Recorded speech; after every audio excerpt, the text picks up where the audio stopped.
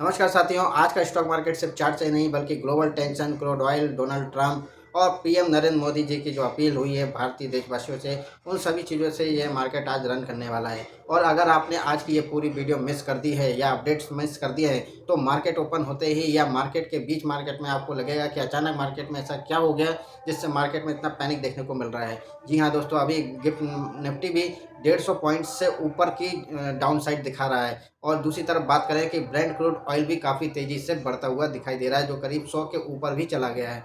और सबसे बड़ी बात, अमेरिका, ईरान, इजराइल टेंशन और अब डेंजरस फेस में पहुंचता हुआ दिखाई दे रहा है, क्योंकि ये दोनों ही नहीं चाह रहे हैं कि युद्ध खत्म हो। अमेरिका बोल रहा है कि मैं ईरान के जो शांति प्रस्ताव है उसको खारिज करता हूं। तो आखिर मार्केट में आज ऐसा क्या इम्पैक्ट पड़ सकता है, कौन से सेक्टर में प्रेशर आ सकता है और कौन से स्टॉक्स पर सबसे ज़्यादा असर देखने को मिल सकता है, और हमारे पीएम नरेंद्र मोदी ने देशवासियों से ऐसी क्या अपील कर दी है जिसने पूरे मार्केट सेंटीमेंट को बदल दिया है।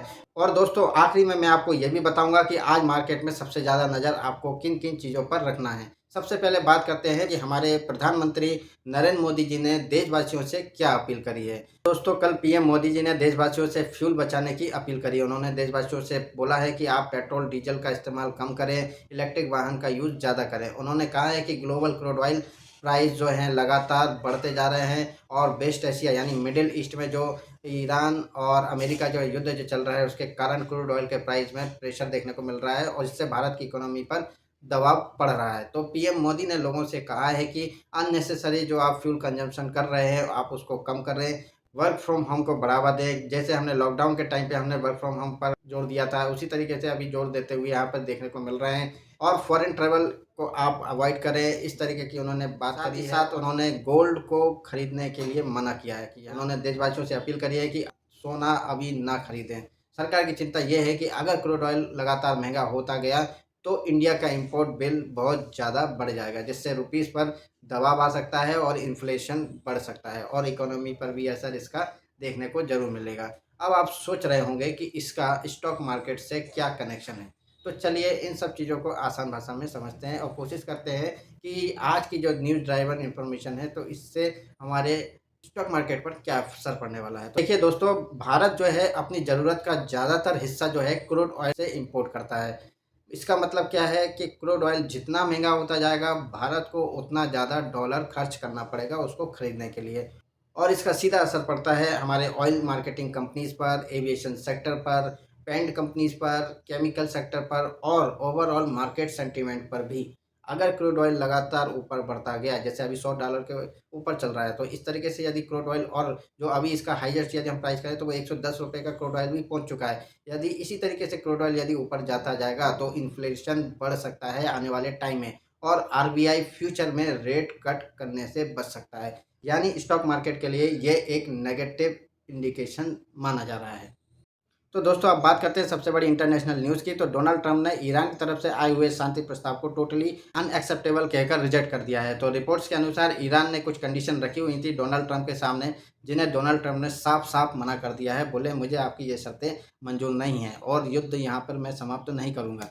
तो इस खबर के बाद मार्केट को यह डर लगने लगा है कि मिडिल ईस्ट में जो तनाव जो चल रहा है वह अभी और बढ़ सकता है। ये अभी हमको शांत होते हुए नहीं मिल रहा है और अगर इसी तरीके की यदि टेंशन बनी रही तो मार्केट पर इस पर बहुत बुरा असर पड़ने वाला है। तो यही वजह है कि ब्रेंट क्रूड ऑयल में भी तेज़ी फिर से देखने को मिल गई है। और यहाँ पर यदि हम देखें कि ब्रेंट क्रूड ऑयल $100 के ऊपर भी चला गया है, और इससे पहले जो हालत जो थे जियोपॉलिटिकल जब टेंशन बढ़ गई थी उस दौरान तो $110 के आसपास हमको ब्रेंट क्रूड ऑयल देखने को मिल गया था।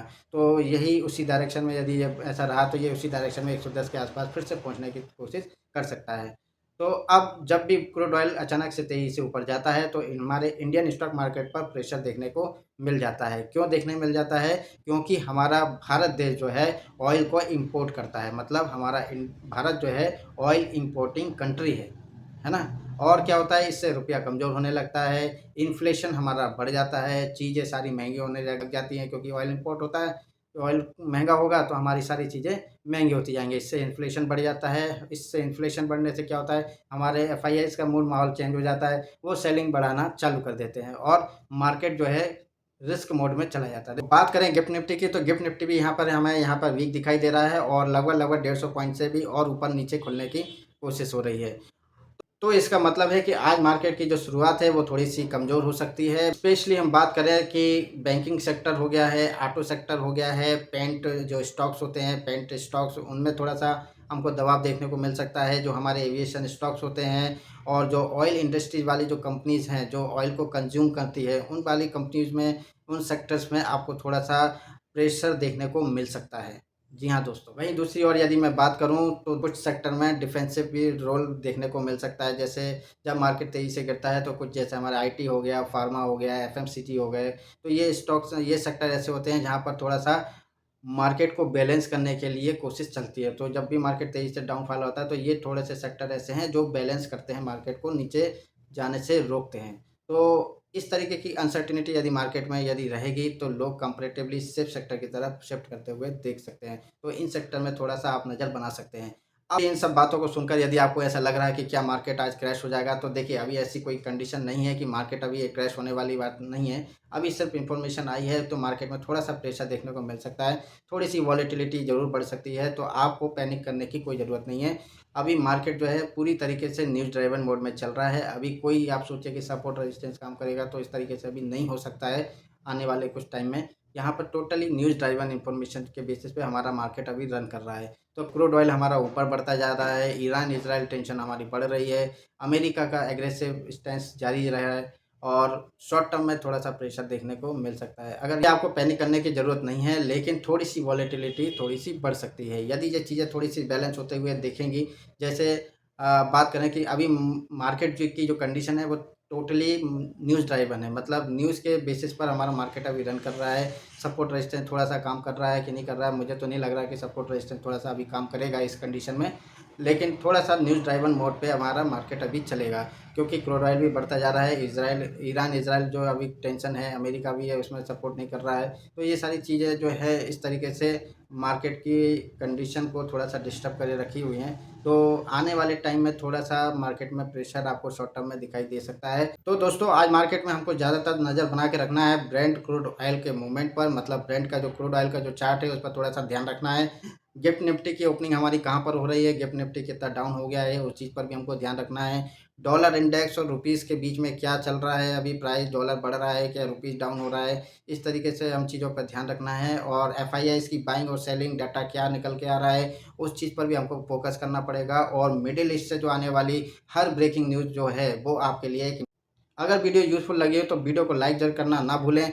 चैनल पर यदि आप नए हो तो सब्सक्राइब ज़रूर कर लें, क्योंकि यहाँ पर हम स्टॉक मार्केट की हर बड़ी खबर को आसान भाषा में आप लोगों के साथ समझाने की कोशिश करते हैं। तो मिलते हैं नेक्स्ट वीडियो में, तब तक के लिए धन्यवाद। जय हिंद, जय भारत, वंदे मातरम।